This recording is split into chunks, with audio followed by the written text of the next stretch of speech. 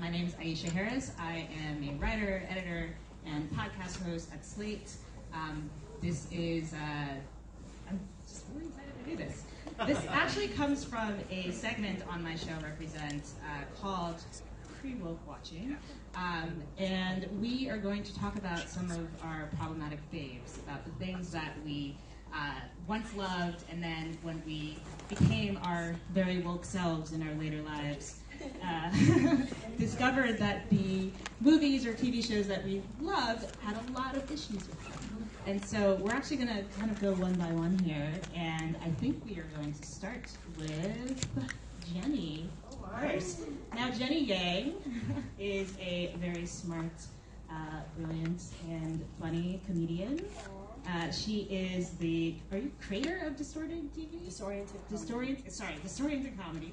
And you should follow her on Twitter and follow her work. And she did a stand-up show, or you did improv last night. I did storytelling. Storytelling. How did it go? It was great. It was great. It was at the Fallout Theater here in Austin, so check it out. Awesome. So, Jenny, why don't you tell us what you decided to bring for us to dissect and take down?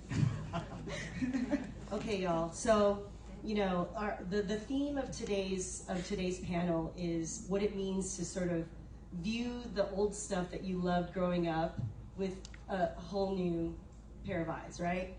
And this is the moment when Aisha was like, yo, you should be a part of this panel, here's the theme. This is the first movie I thought of, okay? When I was like little tyke, I used to memorize all the lines from Ace Ventura, Pet Detective. And, you know, that's how I learned how to do a dolphin scream, like, right? I learned, I don't know, to like talk with my butthole. You know what I mean? Like, that's like what we learn, because you're a kid and you're like, oh my God, this is so dope. Like, it's like the best, you know? And then I was just curious, because I'm like, you know, I'm writing stuff now. I'm trying to like write it for the masses. And so I was just trying to kind of go through what I liked, you know, when people ask, like, what did you like growing up? And I was like, remember Ace Ventura? Y'all, it was a shit show, okay? I rewatched it, and I cannot believe that I forgot that the storyline culminated in the most, can I curse? Oh, yes. In the most fucked up way. Okay, clap it up if you remember how Ace Ventura ends. Okay, so I'm telling you right now, all right, content warning, trigger warning, because this shit is fucked. Like, it was hilarious, what, in the 90s? Yeah. Right? But we are not in the 90s anymore, and you know, I believe that of all of my awakenings, of all of my political awakenings, trans issues was probably the most recent, right? If I think about my history of wokeness or whatever, it was trans issues is the most recent one where I realized some shit, you know? And so this is, are we gonna play the clip? Yeah. This is the climax reveal of the movie.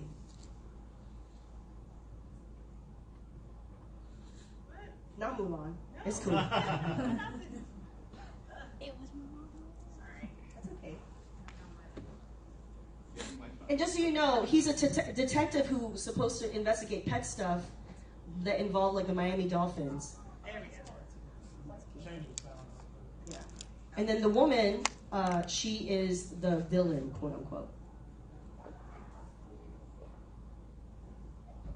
Okay. You had an 8-inch on your laptop? Huh? What's plugged into your laptop? I mean, it worked just a second. So I'll just live narrate. So basically, you know, Ace Ventura is trying to like find out who did something to the dolphin, right? Oh, here we go.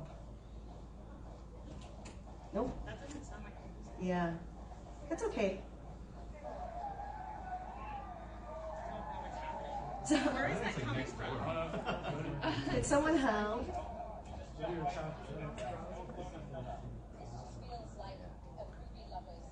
Yeah, this is coming from Egypt. Sounds like we just started a broadcast. So folks watching at home on the live stream, it sounds like we just tapped into some TV broadcast channel. Oh, here we go. Yeah, it's playing on that. Darren Aronofsky. Okay. That's That might be a trigger warning too.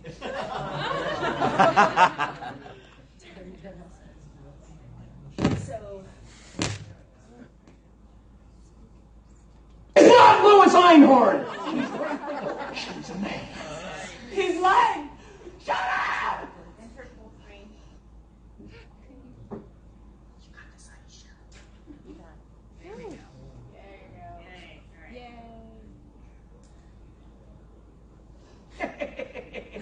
Let's just see who's lying, shall He we? just yelled, "She Would is a real man." woman have to wear what? Okay. It's not Louis Einhorn. She's Ray Finkel. She's a man. He's lying. Shut up! Let's just see who's lying, shall we? Would a real woman have to wear one of these? Ah! Ah! Boy, that's really on there. But tell me this. Would a real woman be missing these?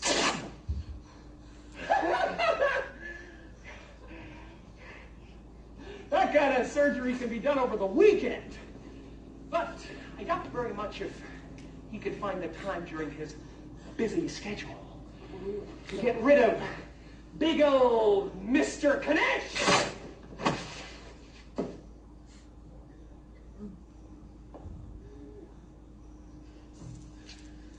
Oh boy. Ace, come here. Would you excuse me for just 1 second?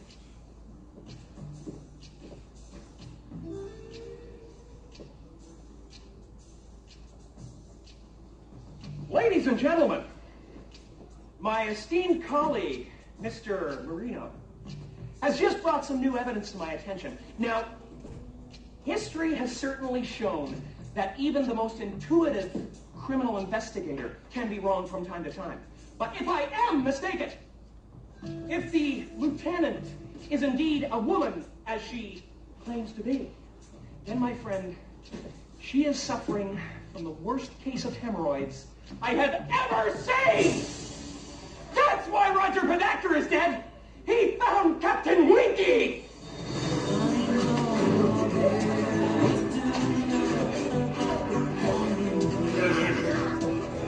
Good night, everybody. You have a wonderful audience. I'll be here all week. Be sure to tip your waitress. You know what's, well, it's not funny, but what's interesting is that the room is silent for that, whereas in 1994, whenever this movie came out, I'm sure audiences were rolling in their seats. Yes. It's so disturbing. So it's like really disgusting now to see that the whole scene was set up to challenge the gender of this woman, and in this really like hilarious way. And so I remember watching this just feeling really grossed out and being like, I can't do these dolphin noises anymore. Like, this is like not a delightful memory, you know? Like, when was the last time y'all saw that scene? Like years ago, right? Yeah, and it's like, I don't know, in the context of today, I would hope that we've moved on in our culture enough to know that like that is unfucking acceptable. That it's so fucked up. Yeah. And it's like the culminating climax of the story. Yeah. Like someone in like a Hollywood studio meeting, like it was pitched. They're like, okay, get this. Crying Game, indie film, great. But we're gonna add this spin on a Jim Carrey movie. And then they're like, yes, you know. Yeah. It does seem, I totally forgot about the Crying Game, but I imagine that That was must the have been- context. That was the song. Right. Oh, that's Do you right. hear that little song? Yeah. Yeah. Oh my Where god. they're all being grossed out. Yeah. Well, what about you guys? Have you heard, like, when was the last time you saw this? I haven't seen it since I was like a kid. I have to admit that Jim Carrey was never quite to my taste. So I avoided this and its sequel. But watching it for the first time now, honestly, I had like a visceral kick to the stomach. It was like, I want those 15 seconds back. Just. I don't think I've seen this since it came out, and I loved this, and I did the same thing. Like, I was obsessed with Jim Carrey, so I just like memorized The Mask and memorized Ace Ventura and Liar and everything. And how if you watch any of those movies, it's like, oh no, Jim Carrey built his career on being incredibly offensive, and then did a lot of crime movies later. And, Yes. but I think it's really sad. Yeah. Well, thank you for that, Jenny. You're Thank welcome. you for letting me Re-traumatizing everyone. Yeah. So we're gonna move on to the next thing, which is Jeff. The other Yang. The other Yang. No relation. Jeff Yang, who is the host of one of my favorite podcasts. They Call Us Bruce. Everyone should check it out. He co-hosts it along with Phil Yu, also known as Angry Asian Man. And it's just a really smart, fun show in which you talk about all things Asian American culture. Talked about food. We talked about, what was that, Iron Fist? Yeah, we talked a lot about Iron Fist. Yeah. Iron Fist with the white guy. Yes. Exactly. Yes, and you're also, the dad of Hudson Yang. Hudson Yang, fresh off the boat. So it's 2 episodes left, guys. So it's so awesome to have you here, Jeff. Thank you. And today you bring us a movie that I remember probably the last time I watched it was maybe 6 or 7 years ago. And watching the video clip you sent me, which you all are going to see very shortly, there was a lot in there that I hadn't even picked up even 6 or 7 years ago. Where I was like, oh, even then, I mean, I'm 30 now, so like I hope I was a little more aware when I was 24 or 20. But like, you pointed some stuff out to me. It's crazy. Yeah, and obviously, when invited to join the panel, I was thinking of all the options that I could have shared. I mean, actually, one of the early ones that was in the running was Revenge of the Nerds, because it was a movie that in so many ways defined a certain kind of reaction to my own growing up. I was somebody who was very clearly placed in the category of nerds by the quote-unquote jocks, and a lot of the aspirational revenge fantasy that came out of that adolescence showed up in various ways within the film, alongside like valorization of rape and really just disgusting representation of gay black males and just lots of stuff which was equally problematic. But I did not choose that one because it was problematic faves, and I sort of translate that into biting the hand that feeds on some level. That this is about showing that there are things which you can love and still love in many cases, but nevertheless have to interrogate, much like one does with one's children, presumably.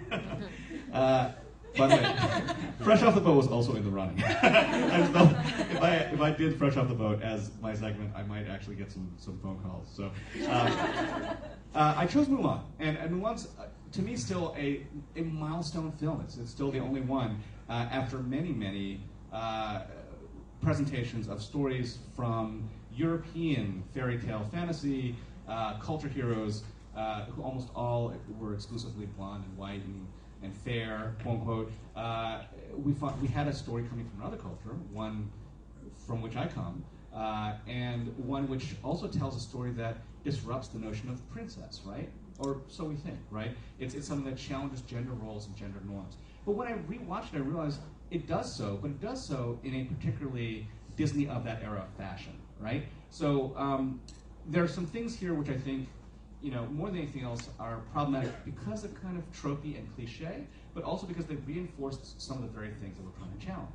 It's still a great movie when you take away the fact that when I saw this movie, I saw boys coming out saying, I want to be Mulan, I can't, and they're all playing Mulan.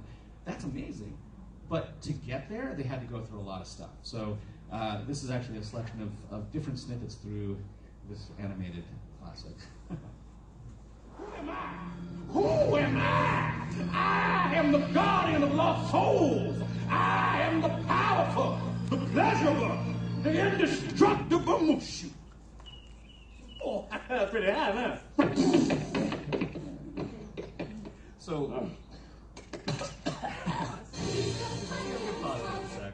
of course, technology is technology. Mushu, the character of Mushu was always kind of intrinsically problematic, not least, I think, because, Eddie Murphy, another problematic fave, right? The way that he plays these characters, and he's pushed to play these characters, really raises archetypal, stereotypical, context around the way that black people are represented in the history of Hollywood. And to insert that into an authentic tale coming out of Chinese, culture and history in of itself is problematic. Even calling him Mushu, whatever. So that's the first piece. Then we've got this. Who am I? You know what? I am the guardian of lost souls. I am the powerful, the pleasurable, the Sorry. Who am I am the guardian of lost souls. I am the powerful, the pleasurable, the indestructible Mushu. Oh, pretty high, huh?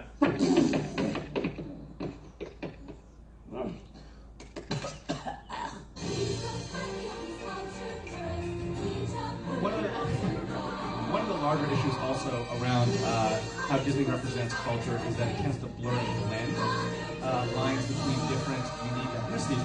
In this case, the representation of Chinese femininity here is not. This is not what Chinese women of that era looked like. This is a Japanese aesthetic. And then this, right? So, darkness of skin as being a proxy for evil. It's bad enough that Disney has always kind of created grotesques out of its villains, but to do it this way in particular, there's just neither calling nor confidence. They're disgusting. No, they're men. You're gonna have to act just like them, so pay attention. So, one of the things I think became really obvious in rewatching this is that the tropes of masculinity that are represented in Mulan are all kind of like this toxic masculinity. It's like men as, as gross, disgusting, douchey bros, basically, which many are. But, especially when setting it in a context of another culture, it allows you to offload, to sort of outsource this toxic masculinity and claim patriarchy of other cultures and not really think about your own. But of course, no movie that tries to actually challenge gender can't get away without doing a visual pun that ultimately mocks transgender identities, right? And that's where we land, right? Until this, right? So this is what I call the Romeo must die problem of the film, which is every single Disney princess film ever has always ended with kind of a kiss, the beginning of sparkling romance, and this one ended with, "Hey, you want to have dinner?" It's sort of it recontextualizes this opportunity for the depiction of granted heterosexual romance in a way that eliminates and platonicizes, if you will, something that could have been a romance. And I think it's problematic, particularly because so little depiction of Asians in romantic settings exists in the American canon, in the American tradition. So this is the thing that we have. This is the best of what we have so far. And frankly, while it is great, it is something that I'm still nostalgic for in many ways. There are problems. Was kind of my life. We actually had to do a dance number to like one of the songs from this movie. Uh-oh. They literally had us wear the geisha outfit with the white face. Oh no. Yeah. Wow, collective groan. Actually, I think we wore it for one competition, and then someone said something, because there were no Asians in my group. It was like only white people and black people and like maybe one or two Latinas. And I think someone said something that we still wore the geisha outfit, but we didn't do the face. But it was still bad. And your video made me realize I've never even put two and two together before now that that's Japanese. That's not Chinese. I'm just staggered at the fact that they wanted you to basically wear yellow face with white face. Yes. Layers, the layers. It's so bad. Yeah, I'm curious about the way this remake is going to happen, because what we've been seeing with Disney and what they're trying to do clearly is, had this movie been made today, I think they would have had more Asian people in the room, like they've done with Moana, like they did with Coco, and they, the council of people. And when I was looking at the cast list also for this, only maybe 3 or 4 of the parts are actually Asian, voiced by Asian actors. It's like, you've got Eddie Murphy, obviously. I forget who. There are just a bunch of white people. Donny Osmond is singing. Like, it's just really, really screwed up in many ways. So the fact that they're remaking it seems like a perfect chance for them to make it better. Yeah. But I don't know. Harvey Fierstein is the one who plays the... That's right. Harvey Fierstein is one of the voices. Yeah, it's we shall see. But did you guys watch this when you were younger? Did you enjoy it as well? Obsessively. I love this movie so much. I watched it 3 times in a row. I think I drove my parents nuts. But I don't think I saw all of this until later. And I think part of that is, also I'm a white Latina, and so I think that definitely would not have made me notice any of this the same way. Yeah. I mean, what I want to point out is that mushu, the name, is actually, it refers to like a Chinese American dish that's just like leftover shreds that like Chinese restaurant people just made for the like non-Chinese people to make money off of them, and so that's what the dragon is called. And very on brand. Yeah. This is just our trash. Enjoy. Mushu is the word for that. And then I do appreciate your comment about like, whenever I get asked about being a stand-up comedian, the first question from Asian Americans as well as non-Asians is, what do your parents think? And when they ask about how I'm raised, a lot of times I'm asked in a way that's like, oh, were you raised with traditional Chinese parents? And I think there's some aspect where, yes, but also that the idea of traditional, meaning patriarchal, meaning you're a woman and you're on a shorter leash, it implies that all of China is this way, right? That it's the culture that's a problem. And so we see the same kind of argument with other kind of like Western, non-Western things about Muslim women, and like, right, where it's like, will you impute the patriarchy for the whole culture, whereas it's like, no, actually, we're really patriarchal here too. Let's let's interrogate that too, and let's not make this a whole sort of identity of a culture. But everyone's patriarchal, let's just be honest. Yeah. Let's just put it that way. Everyone's a little bit racist, or a lot. Everyone's patriarchal. I a little homework lesson for you guys. If you actually look up the original stories behind Mulan, by the way, they're fascinating. They're very different from what ended up being Disneyfied and put out here, not least because the central relationship in the most famously told story of Mulan actually does not focus on a heteronormative romantic relationship at the end. It's actually the central dynamic is between 2 sworn sisters, right, who are both warrior women, right? And I mean, it's one of those dynamics that, to Western society or maybe to outside eyes looks like, a non-heterosexual relationship. It's so deep, it's so bonded, but the story is very, very different. And I don't think that most people, even who love this film, ever get the opportunity to see what the story behind the story is, which is also perhaps one of the problematic things about it. Thank you, Jeff. And now I'm going to attempt to do this without fucking up the tech again. I'm so sorry in advance. I made a PowerPoint because I'm still in high school. Who am I? Okay. Yes. So, Sam is the deputy editor at Allure. I can never pronounce. I say Allure. Allure. They were also recently named one of Brooklyn Magazine's 30 Under 30. So congratulations for that. So you come to us today with Miss Congeniality, which I feel falls in it comes at that time period in the early aughts when all of these movies were about feminism or ostensibly about feminism and what feminism looked like. And when I watch movies like this now, I realize that feminism looked very different back then than what we imagine it being today. And you're going to explain what that means. I think so I loved Miss Congeniality, and for anybody who doesn't remember, it's Sandra Bullock plays an FBI agent, and she goes undercover at the Miss America pageant to prevent someone from killing people within the pageant. That's actually never really clear, because most of the film is about, as opposed to being Miss Congeniality, she's just mostly Miss not like the other girls. And sorry, I love this. You can use it anytime ever.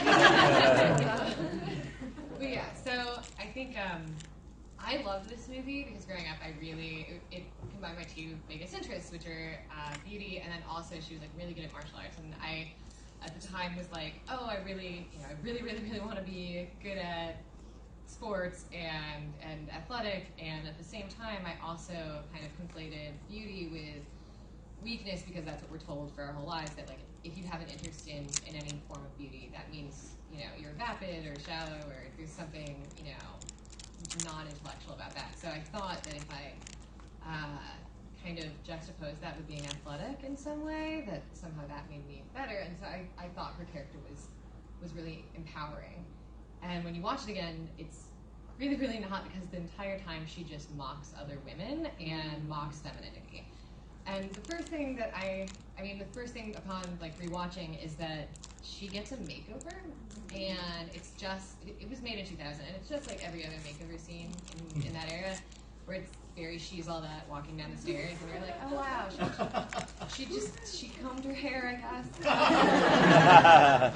Yeah, so there's no difference except she took her hair down and is wearing a collar. So I think that's it. Michael Caine also has the same makeover, basically. And also, this is also Sandra Bullock in the same year. So this is 2000, and she obviously fits 95% of the societal beauty standards that we already have. She didn't subvert any of them, but she chews with her mouth open in the beginning of the movie, and that's supposed to indicate. And she lives alone, and that's supposed to indicate that she's in desperate need of a makeover. So there's really nothing subversive about her. But yeah, and that's one of people's 100 most eligible bachelors, and you're supposed to believe in the whole first part of the movie, actually most of the movie, that Sandra Bullock cannot get a date until she saves 50 women's lives and goes against orders and again puts her hair down. Yeah, sorry, I went a little bit. I also love this guy in the corner because he reminds me of just sorry. I think if you click the yeah. I feel like he was a star at the scene, but what's crazy to me, and oh, I love it, and also it's all pink. But I think what bothers me is that this whole scene in her makeover scene, it's supposed to be this massive warehouse. It's top secret, and she has a team. This whole team is supposed to have turned her into, Sandra Bullock in a dress, and it's so unrealistic, because I could take someone to Sephora right now and using only samples do an identical makeover. But yeah, apparently you need 30 people. So, and also they never really address the fact that in the whole movie, she is mocked by her coworkers. At one point, she's spanked by Benjamin Bratt, who's her love interest. And also her colleague. Who's her colleague, and it's her team lead, and there's so many issues with it. But the way that they figure it out, that she's supposed to be the right candidate to go undercover, is they have a makeover program, which is, first of all, not how technology works. and I don't think they do full body scans that allow you to play dress up with FBI agents. And so this is definitely the definition of a hostile work environment, but also wrong.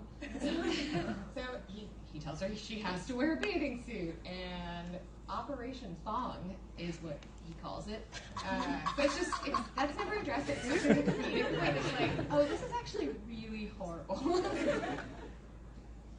So one of the big issues throughout the movie that I noticed is just every step of the way she finds a way to kind of mock the women within this pageant. And if you like listen to the background, a lot of the time they'll say, like the announcer will say whatever the woman's major is. So they'll be like a nuclear physicist or and a lot of the women have these amazing talents, like they're opera singers, they're dancers, and somehow they're all kind of demoted because they're doing a pageant. And like she at one point makes a really shitty joke where she brings in pizza because, again, she's not like the other girls, and pizza is supposed to indicate that somehow. And one woman says, "We can't have pizza and beer." She says, "Do you know how many calories are that's in pizza and beer?" And Sandra Bullock says, "It's light beer, and she's gonna throw it up anyway," which is a really fun joke about bulimia, which can kill you. And I don't know why it was supposed to be funny. Yeah, so this is kind of what it was supposed to indicate. Basically, that she thinks it's all funny, and that she ignores during the whole movie that women aren't responsible, especially these women are not responsible for having to fulfill societal standards of beauty in order to receive money for, it's supposed to be a scholarship, and in order to receive a scholarship. And instead, she kind of just blames them for it. And that's unfair and completely ignores the fact that there are a lot of issues with beauty pageants. One of them is that they actually don't give nearly as much scholarship money as they say they do, but that's a separate thing. Look into it.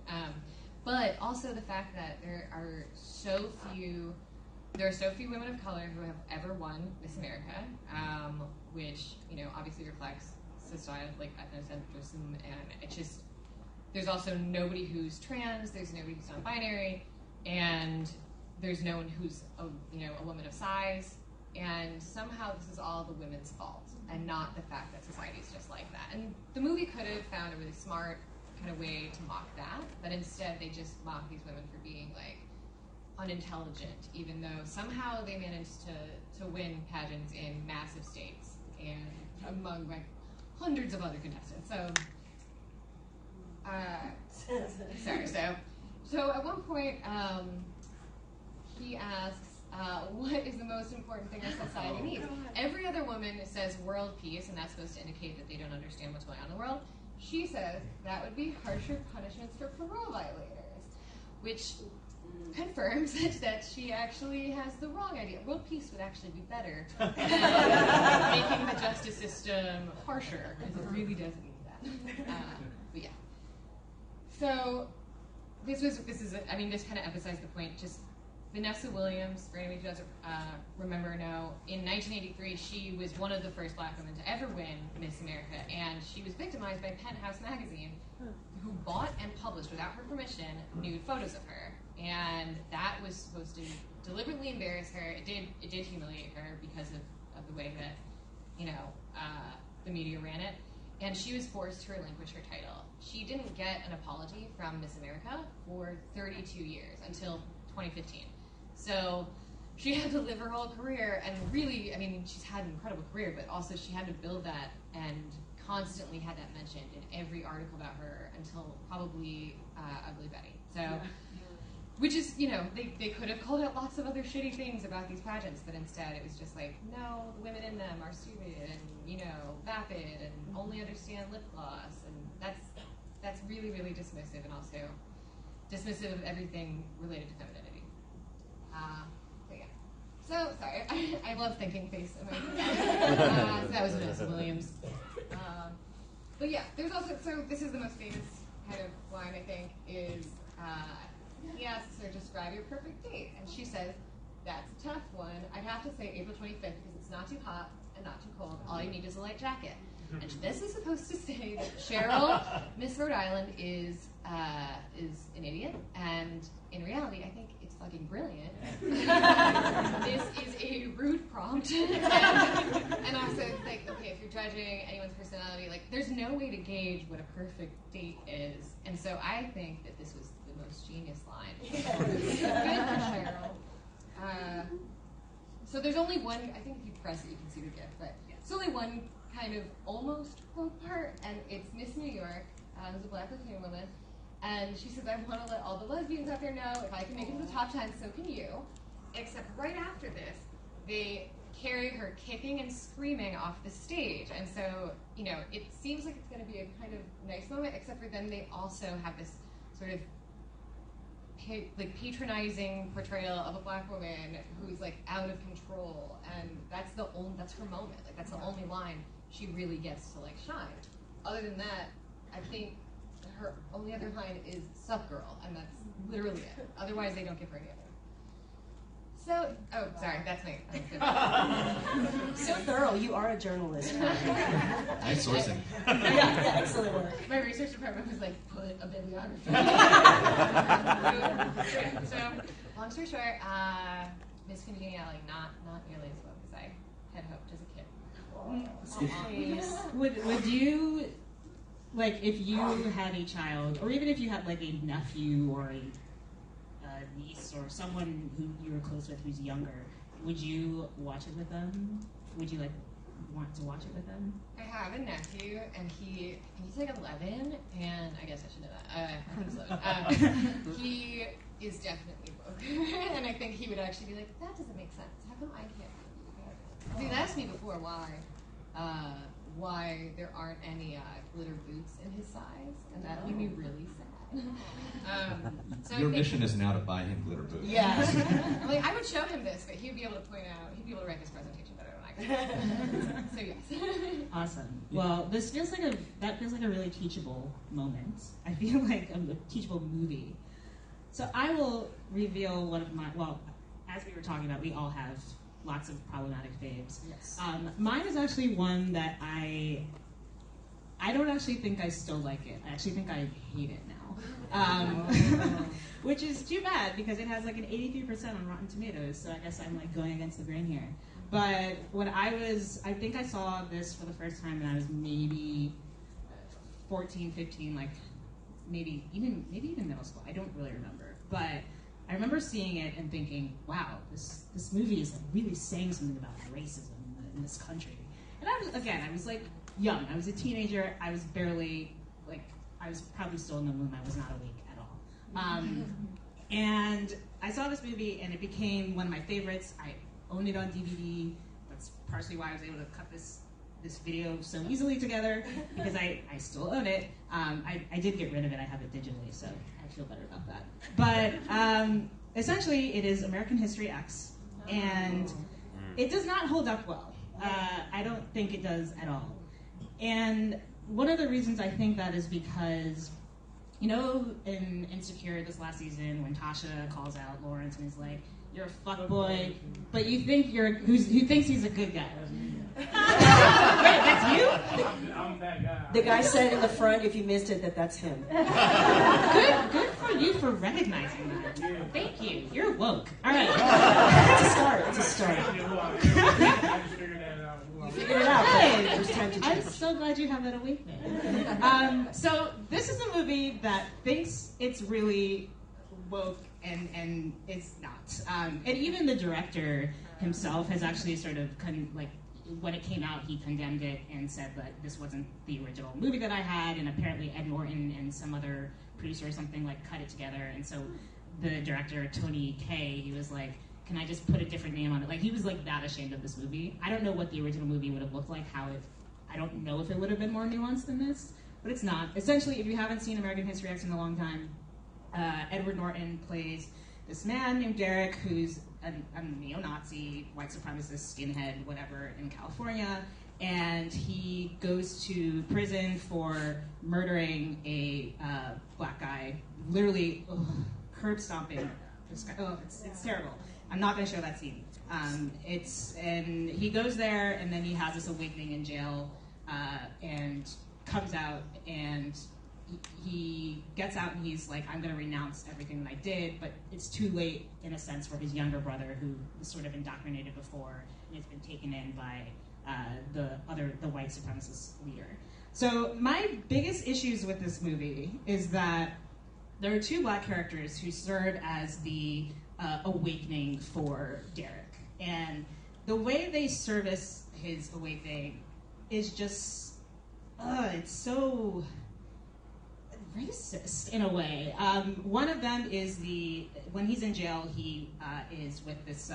He has to do laundry. His duties in jail are to do laundry. And this black guy, Lamont, he tries to talk to him. He's like, being all he's being all jovial, and Derek is like, I'm not talking to you, you're a nigger, blah blah blah. He's like just stone faced. He does this for like a year, because you hear him say at one point that he's been in there for a year, like isn't talking to this guy.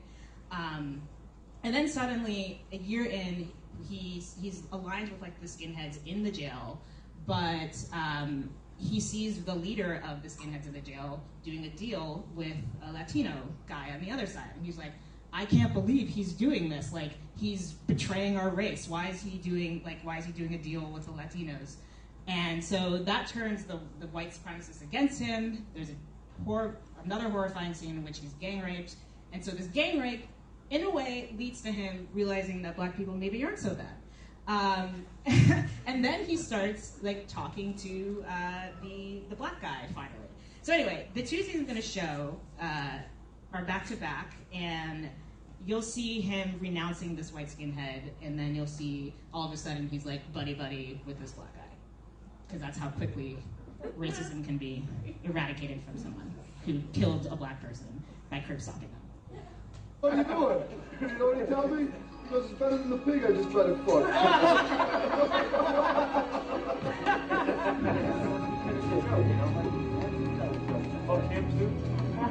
Also, the music is just so dramatic. So, so many on the strings.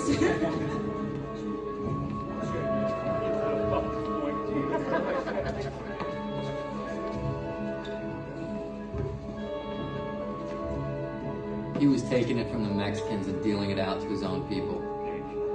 He didn't believe in shit. None of them did.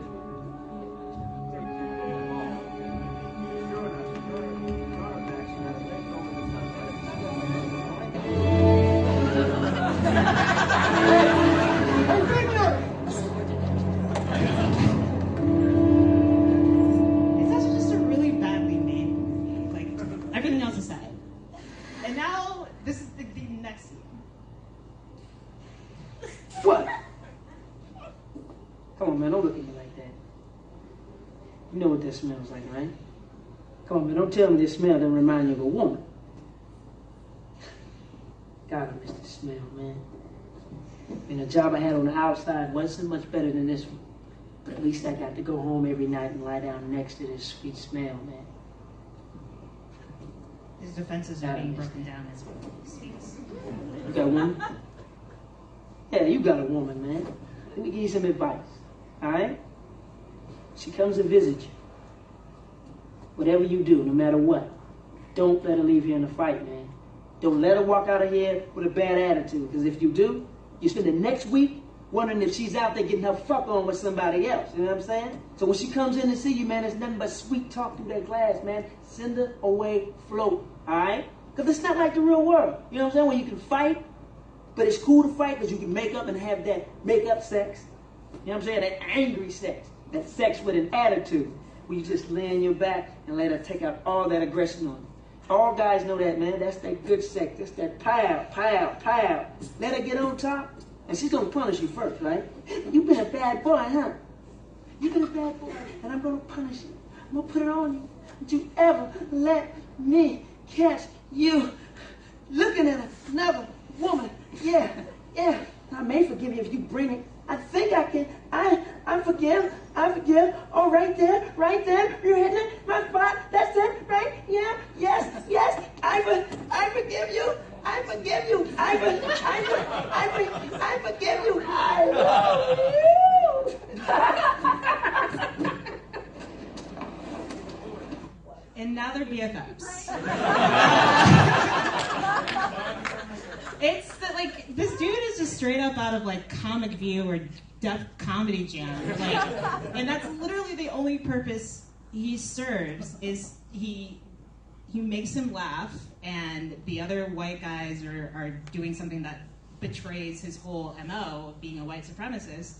And those two things together are just kind of offensive to my intellectual being. Like, that's not how this happens. He's Ed Norton's Mushu. Yeah. He is.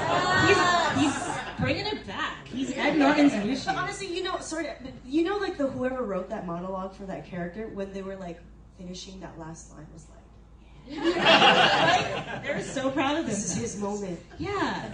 And so we have that character, but then we also have, and one of the things the character does is later on after Derek has had the falling out with all the supremacists, it's implied that he helped keep the other black people from attacking him in jail as well. Like he put in a good word for Derek and said he's good, he's one of us. Even though Derek has a huge swastika on his chest that he parades around the place.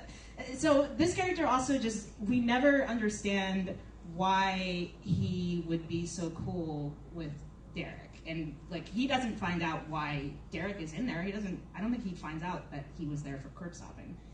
It's just weird.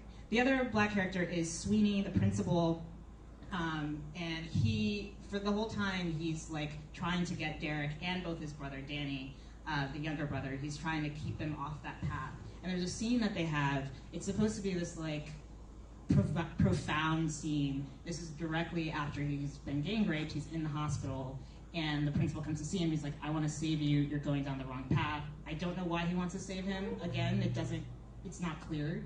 He sees potential in him. I'm like, of course you see, he's a white man, of course you see potential in him. Everyone sees potential in white men. And he tells Derek, when I was younger, I also was angry at the world. I was angry at white people. I was angry at everyone, and I had to ask myself the right questions. And then you wonder, well, what did he do exactly in his past life? Did he also kill a white person out of anger? I don't think he did. He probably was just angry at the world. It's never implied why he and Derek should be considered the same. So he's basically, before All Lives Matter, he All Lives Matters this shit, and equates himself with Derek, and that's supposed to be them finding common ground. It's so ugly to think that the filmmaker actually sat down and said, I'm going to literally parallel a young African-American person growing up in white supremacist America, their rage with the skinhead, becoming a Nazi rage of the. Yeah, I mean, it really is. It's the whole sort of calling somebody a racist is as bad as actually being racist. Yes. Right. That really is what it is. Yeah, and I will say, there are some moments in it that they feel so relevant to today. They have there's a long dinner table scene where, in flashback, where the father of Derek is talking about how black people are taking their jobs and all this other stuff, and it sounds exactly like something I would read in the comment section in 2018 now, in 2018 or during the election. So there's a lot of relevant stuff there. It's just packed into this very racist thing. And the thing about it is that I thought it was so enlightening then, and I've read quite a few pieces online from people, and I think it appeals to. Granted, I'm not a white young male, but this is definitely a movie that, to a certain generation of white young men, is I'm so this is my woke thing. I've seen American History X 3 times. That's what it's saying, which is really disheartening. Yeah. I mean, one of the things that really calls out, especially in this era, is the sort of well-meaningness of this mostly white interrogators of racism who have large mainstream platforms, kind of going in and humanizing people who have turned to racism as a solution or a salvation from their own feelings of diminishment because of the rise of people of color. And I think, we think of all these full-blooded, vibrant color features in New York Times Magazine that have done exactly the same damn thing with the additional varnish of this is the paper of record and this is journalism and not some sort of scripted fantasy. But it keeps on these happening. are the Trump voters, right? Those stories. Let's go ask them. Why did you vote for this racist, con artist? We know why you voted for Because we're racist. Yes. And Derek, at the end, you never actually fully see him reckon with his racism. We see a very calculated, this is how he got here, but then we never see him, all of a sudden he's just all cool with not being a skinhead anymore, and it makes no sense. So that's one of my many watching experiences. Thank you. I'm curious if anyone in the audience wants to share one that they have. Yeah? Can you come to the... No, I just wanted to know if you could talk about the ending of American History X, which doesn't make any sense. Do you want me? Oh God, you really want to. Okay, first let's talk about that basketball scene. No, the basketball scene is terrible. It's been rightfully mad. But again, I don't recommend you watch this movie. Edward Norton is actually really good in it, but still, don't watch it. So the ending, we are in the present day. Derek is out, and I forgot to say that the whole point of the title American History, they're writing a paper for Sweeney because he did a really bad job. He wrote about Hitler or Mein Kampf, and the principal was like, you can't do that. So he's like, you're going to write about your brother for me, and it's going to be called American History X. So he's like writing about what happened to his brother.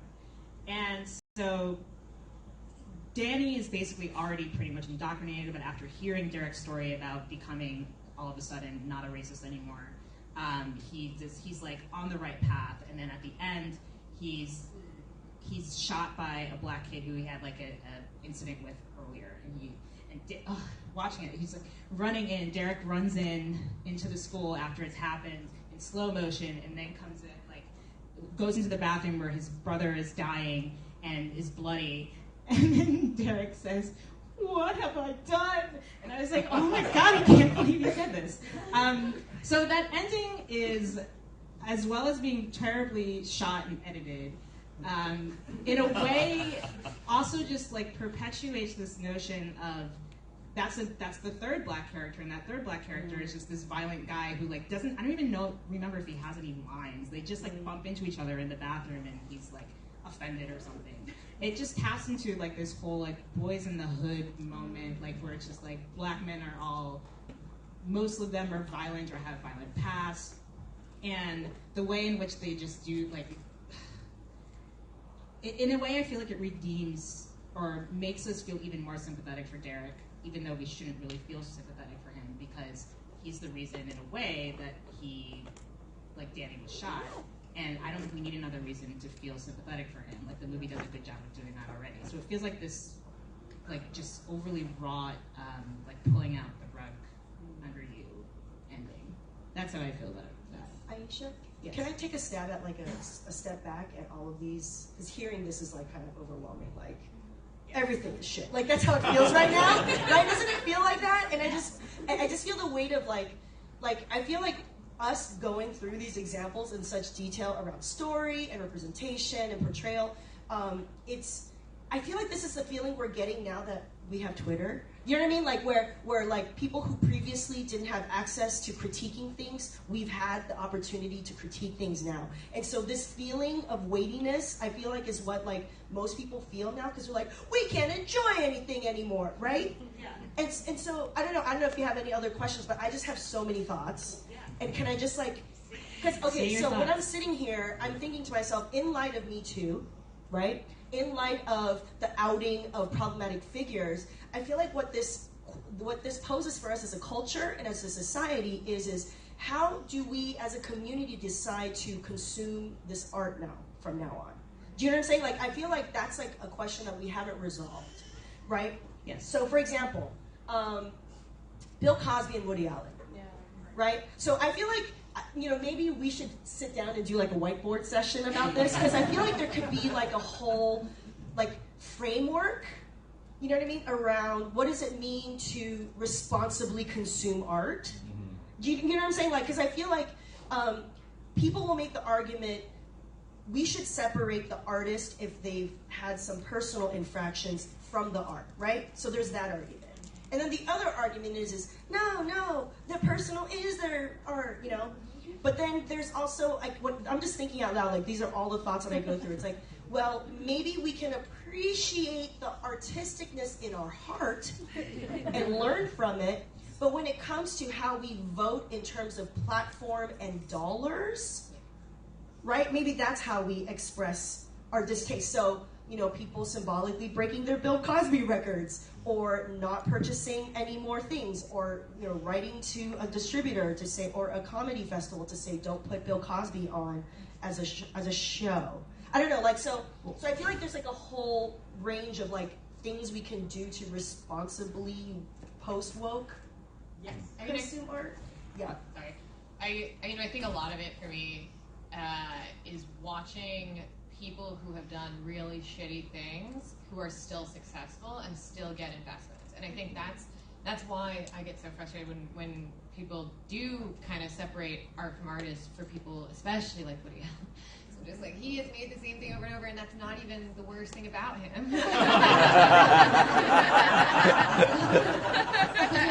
Also, it's like, I think that it's just, there are so few opportunities already, and then those get smaller and smaller the more we separate art from artists, the more we're like, well, what if we just give him like another 7 chances? And or just like completely ignore all the things. And I think that was one of the biggest things about Me Too, is like, I mean, I don't know how much things are gonna actually change, and I kind of hope that they do more, but it was good, it was therapeutic to watch people lose money who have done fucked up things and have been successful even though everybody knew about those things for so long. So it opens up more opportunities for people who have not done those fucked up things, who otherwise wouldn't be getting, investments. And that's a lot of women, and it's especially people of color, and especially women of color, and especially, there are very few trans people that are going to tell their own stories. And I think finally it's like, okay, well, if we have more seats,